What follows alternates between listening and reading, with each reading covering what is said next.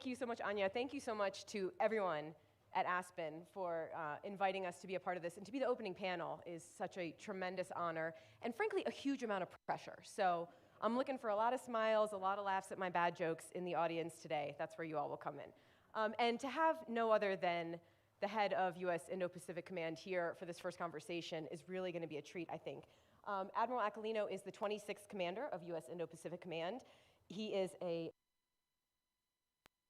Naval Academy graduate and a pilot of... Oh, no one wants to hear about your background here, apparently. It's not a short list. Hello, hello. Check. You want to share this one? I think we might have to, because it looks like my battery might be out. Oh, thank you. Hello. All right, let's try this again. He's still the commander of U.S. Indo-Pacific Command, still a Naval Academy graduate. He flew F-14s and F-18s. He's a graduate of Top Gun. Come on. I know, right? He became the commander of U.S. Pacific Fleet in May of 2018, and he's been the commander of PACOM since April 30th of 2021. So, Admiral Aquilino, welcome. Ms. Courtney, thank you very much. Great to see you again. Thank you, too. And I also just, I know this isn't necessarily in his background, but I just want to run you through, this is a smart audience, but I just want to run you guys through some of the stats about PACOM to give you a sense of how huge his job is. More than half the world's population lives in the Indo-Pacific Command. 2/3 of the entire global economy flows through the region. There's over 35 countries, 7 of the world's 10 largest armies in Indo-PACOM, 5 of the world's declared nuclear nations, and some pretty sophisticated navies. So he's got a pretty big job, a lot of news, and I'm going to start with the news out of your region today. A U.S. soldier is in North Korean custody tonight for crossing the demarcation line, the DMZ, willfully, according to U.S. officials. Who is he and what happened? Well, first, let me say thanks to the Aspen leadership for having me tonight. It's truly an honor. I also would like to welcome all of the local community that's here tonight. I know this is a special event. I'm honored to be here with you. You know, the story hasn't really built much more than what's been reported. So he's a private from the U.S. Army, and again, it was willingly, and it was unauthorized.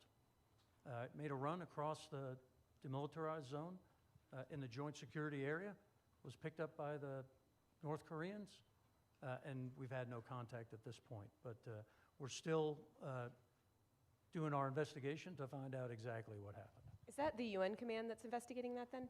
It is U.S. Forces Korea, forward stationed under General Paul LaCamera, that is doing all the work right now. When you say there hasn't been contact, you haven't had contact with the U.S. soldier, but has there been communication between the U.S. and the North Korean in some capacity over this? Not that I'm tracking yet. Okay.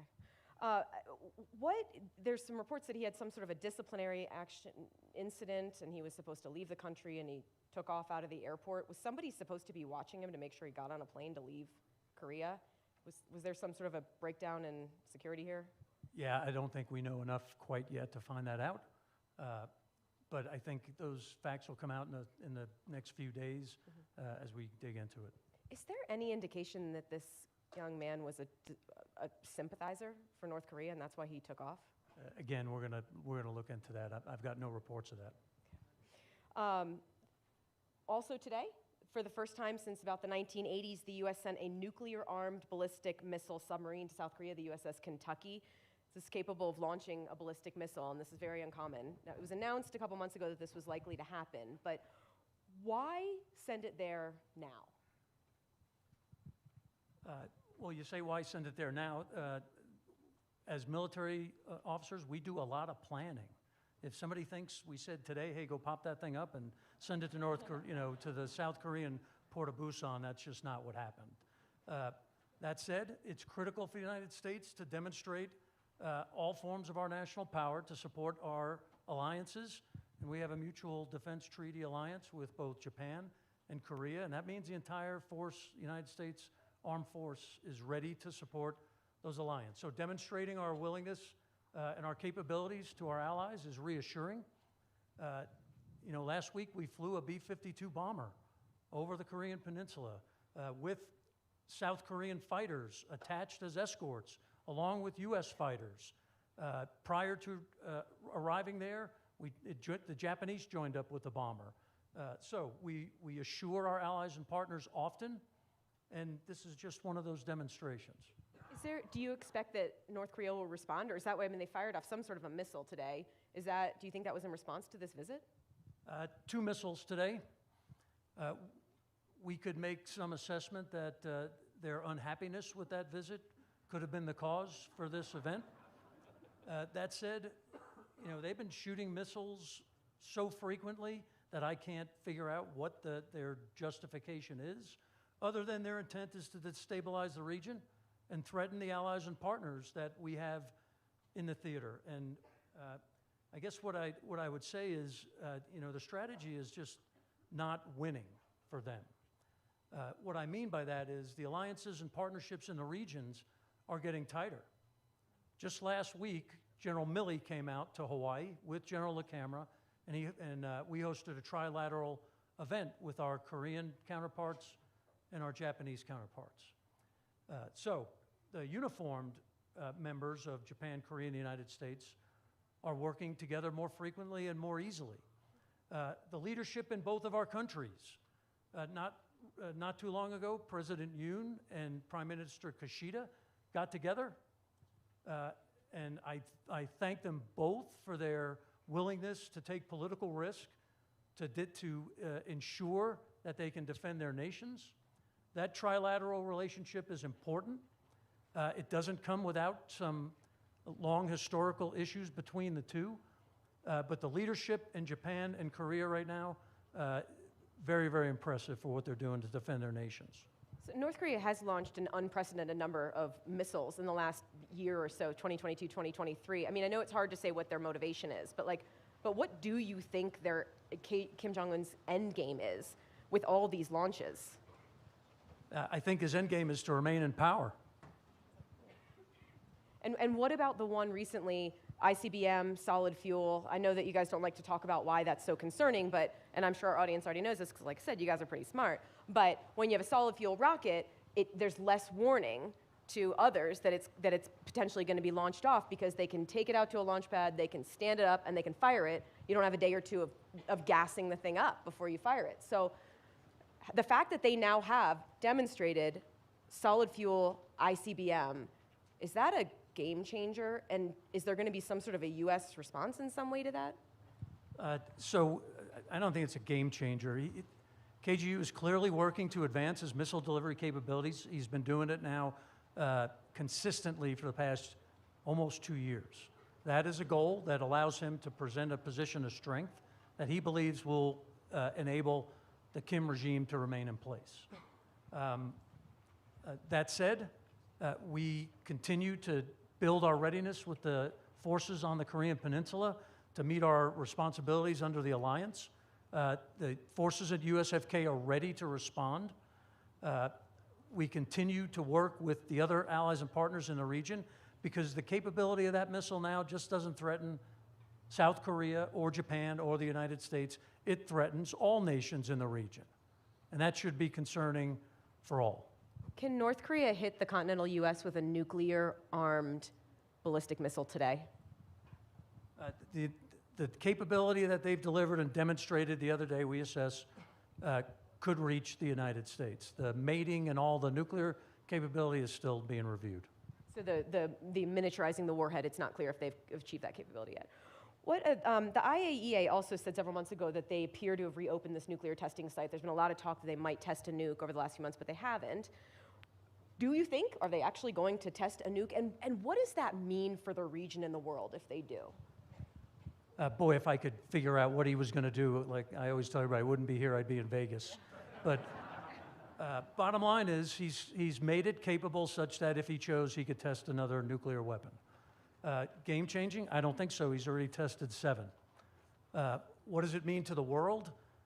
Is that his nuclear capabilities, the research and development continues. Oh, by the way, at the expense of the people of North Korea, because he's investing a lot of money to build those weapons of mass destruction. And again, it's taken food off the tables of those in North Korea. and you know, that needs to be highlighted. But will he do another nuclear test? I know he could. We'll see if he does. Another alliance that you've talked about is the one between China and Russia. They've signed this recent no limits partnership. What exactly is this partnership? And have you seen any practical changes in your area since they've entered into it? Yeah, I don't know what this partnership is. I'll use their words. It's a no limits relationship. And we've seen a lot of things that lead us to believe that it's truly real, despite their long historical and cultural differences. Let me start by just the sheer support from the CCP for the war, that the illegal, illegitimate war that the Russians are waging on Ukraine. That should be condemned, and the PRC has not done that.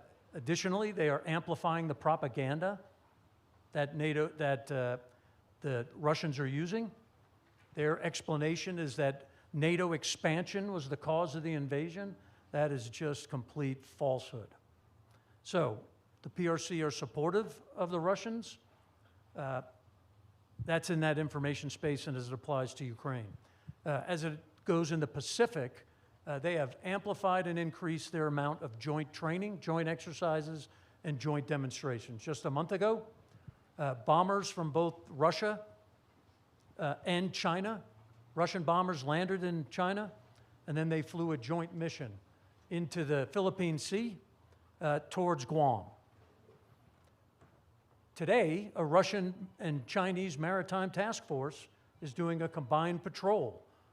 We'll see where that ends up, whether it's off the Aleutian Islands, whether it's in the Philippine Sea, whether it goes to Guam, whether it goes to Hawaii, or whether it goes off the west coast of the United States. So their exercises have increased, their operations have increased. I only see the cooperation getting stronger, and boy, that's concerning. That's a dangerous world. Is there any indication China is providing Russia with lethal aid that they're using in Ukraine? I don't have any evidence of that at this point. We do think they're certainly supporting them, whether it be with intelligence or other means. What's the current U.S. military assessment for when China may invade Taiwan? We're among friends here, right? Everyone's... Well, let me start by talking about the things that the PRC, specifically President Xi Jinping, has said that shapes how we think about this. First, he has given the challenge to the Chinese military to be prepared, if required, to take Taiwan by force by 2027. All right, those are his words, not ours. Now, my job is to prevent that conflict, and we do that and work each and every day in order to prevent conflict. That said, if we think he's set his sight to be ready by 2027, I have that mission today. We need to be ready today. And we need to get our forces in place. We need to get the right capabilities. We need to have the right partnerships. And all of those things provide a strong deterrence to ultimately prevent the conflict, which is the goal. That said, if deterrence fails, our job is to fight and win. And I am confident, I'm extremely proud that the strongest military on earth is in the United States, and a lot of it's in the Pacific. Are you confident that if China were to invade Taiwan today, that you have everything that you need to be able to defend them? So nobody has everything they need. Tell me about it. If you show me that person. That said, there are a number of items that I've asked for specifically as a part of the budget process. The Deputy Secretary and the Secretary of Defense have been clearly supportive. They are aligned to a strategy-based budget focused on the China challenge, and I'm thankful for that. That said, with what we have today, I'm confident that they would fail. What do you think could prompt President Xi to invade? Once again, if I could tell you that, you know, there's a lot of things. Certainly there's some red lines that have been identified specifically by the Chinese. If there were a declaration of independence by Taiwan, that would be a serious concern. That said, let me just start by saying the United States policy as it applies to Taiwan has not changed. We work in accordance with the Taiwan's Relations Act, the 6 assurances and the 3 communiques. That is shapes the United States policy. We don't support independence on Taiwan, but we do support the peaceful resolution of the differences of people on both sides of the strait. And that's without coercion or action. No unilateral change to the status quo. And that's what we believe is the right place. You said in some congressional testimony in April that the biggest challenge facing the U.S. is the speed of urgency at which we're working, because the U.S. has been at war in the Middle East for 20 years, and we need to understand how fast it's coming, and we need to go faster. Are you concerned that the time to deter China is running out? I would like there to be, as I stated, an increased sense of urgency to deliver the capabilities that I've asked for, to do them in a time and a speed that's relevant. As I said, President Xi said he wants to be ready by 2027. We certainly ought to be ready before that if we're doing our jobs. We have been in a world where we have believed that Russia was going to, peace was going to break out with Russia, and there was no chance of a war in Europe. We had been living in a world where we believed that the PLA was going to integrate into the world international rules-based order in a way that was responsible. That's not the world we live in. So to be prepared and ready to live in that world, we ought to put all of our capabilities in place, our posture initiatives in place, our alliances and partnerships in place, and we ought to do that fast. Do you think that the deterrence, frankly, not working with Russia may help your case to provide you with your, I mean, you have like $3.5 billion in unfunded priorities, many of which I imagine are focused on China, capabilities for China. Do you think the fact that Ukraine, that Russia did invade, despite the efforts at deterrence, might help your case in being able to prepare faster? Yeah, I think, you know, I sat and watched my counterpart, General Walters, in testimony, and he got accused of not being able to deter President Putin. I think his mission was derived and tasked to ensure that NATO alliance was strong and that NATO was not invaded. So you could argue whether deterrence failed or not, but General Walters did some great work, followed up by General Cavoli. I'm not concerned that deterrence is failing in the Pacific. That said, we want to continue to position ourselves from a position of strength. We want our allies and partners to work and operate with us. We want to have all of those partners articulate the importance of the rules-based international order. There is a place for China in this world. China is not going away. That said, they need to integrate into the rules-based order in a way that's beneficial for all and not specifically at the benefit of the PRC. I'll give you this example, Courtney. The Global Security Initiative is China's term, although vague and without facts, for what the new rules-based order should look like. That is, you are hearing them lay the groundwork for what the rules should look like. Well, the deeds that I see look like this. A Chinese spy balloon flies directly over the continental United States. If that's what the Global Security Initiative looks like under Chinese rules, I'm pretty sure that's unacceptable to all nations. It's certainly unacceptable to the United States.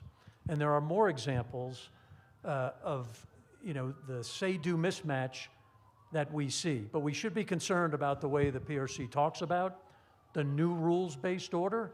The second example that I have to bring up is the International Tribunal that was filed by the Philippines in 2016 against the Chinese claim of all of the area inside the 9-dash line, and specifically on Second Thomas Shoal. Right? The International Court determined China had no valid claim.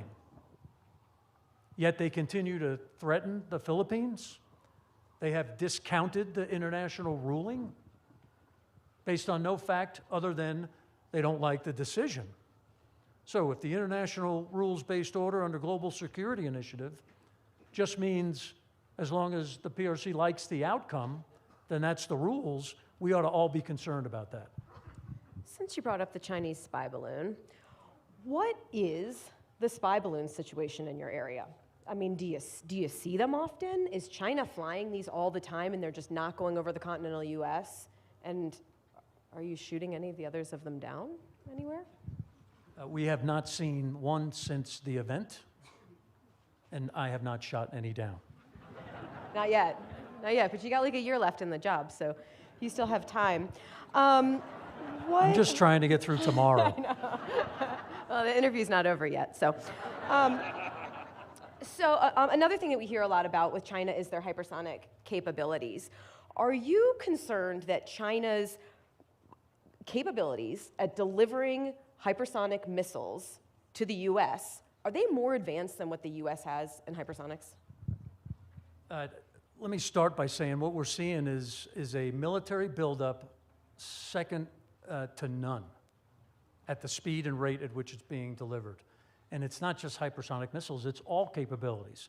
It's capabilities in the maritime environment, in the air domain, in space.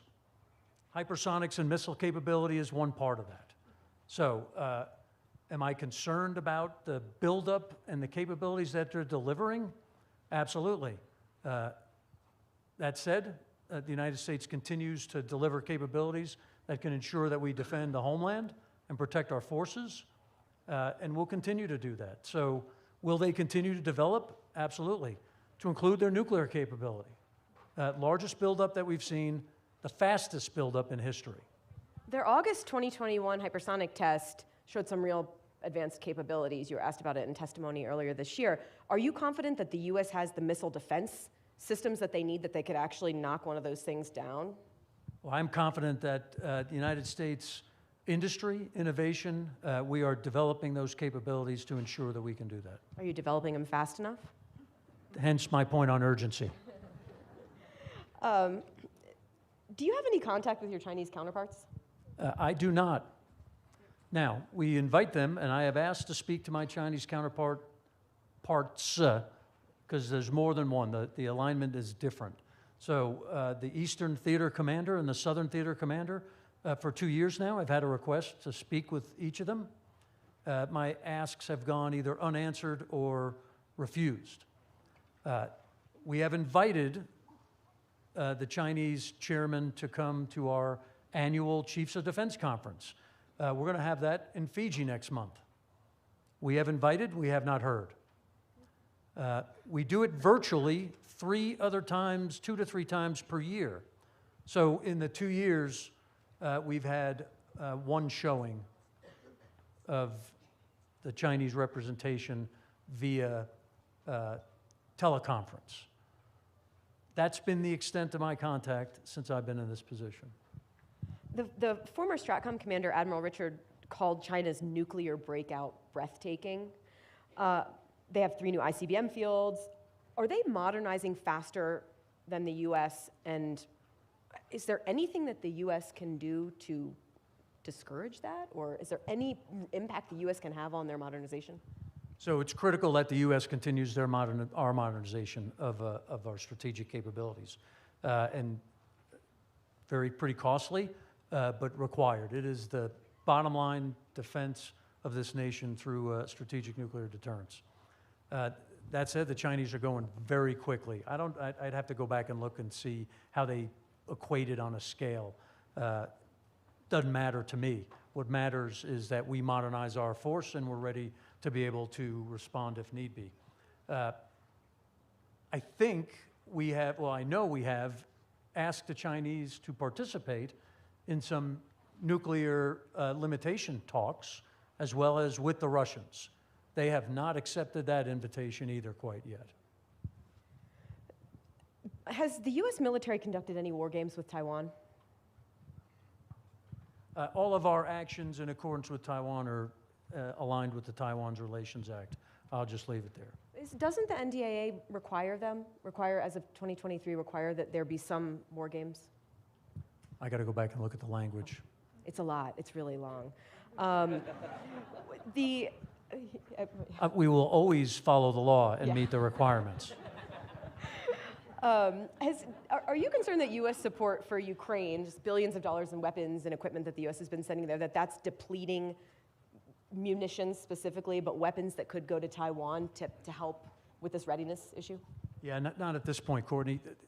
The United States is a global power, and I'd argue that after the invasion of Ukraine, we actually might be the only global power. So we can walk and chew gum at the same time. It's critically important that we support Ukraine. Strategically, it's critically important. And at this point, there's been nothing pulled out of my theater that limit me to do my job. When you say walk and chew gum, is that a military way of saying that you can fight two conflicts at the same time? Like if China were to invade today, the U.S. could support in some way? I think it's the way to say that as a global power, we can meet our global responsibilities. One thing that's surprising to me about the Taiwan and the Ukraine, all of these weapons, is Taiwan has there's like $19 billion in weapons that are backlogged, that have been earmarked to go to Taiwan, that are just sitting and haven't been sent. And at this point, a lot of them may not get there before 2027. So how is it possible that with all these weapons and specifically munitions and long-range systems and air defenses that Taiwan needs, how is it possible when the U.S. is sending so many of those to Ukraine that's not having any impact on Taiwan? It just doesn't make sense. Yeah, there's some different capabilities. Out of that $19 billion, a large chunk of that is F-16s that they have purchased. Again, at this point, like I said, I haven't seen any impact.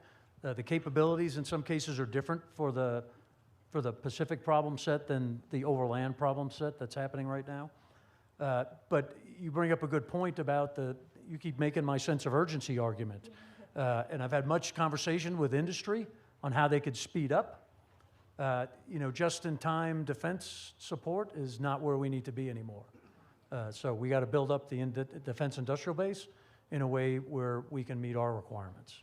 So we only have a few minutes left, and I think this is going to be your favorite part of the interview, because I feel like you're a four-star, you have this prominent job, you got like 300,000, 50,000, 80,000 people under your command.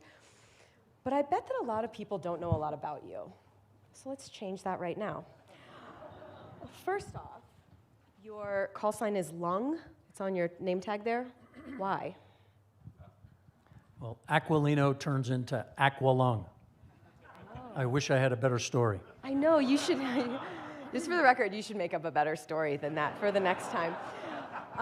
Like something cool about saving someone by sticking a straw in their lung and they lived or something. I don't even know if that's a thing. You were a Top Gun pilot. What do you think of Top Gun Maverick? Do you roll your eyes at the Hollywoodization? I'm making up words left and right up here, by the way, of Top Gun, or is it cool? Oh, it's cool. Yeah?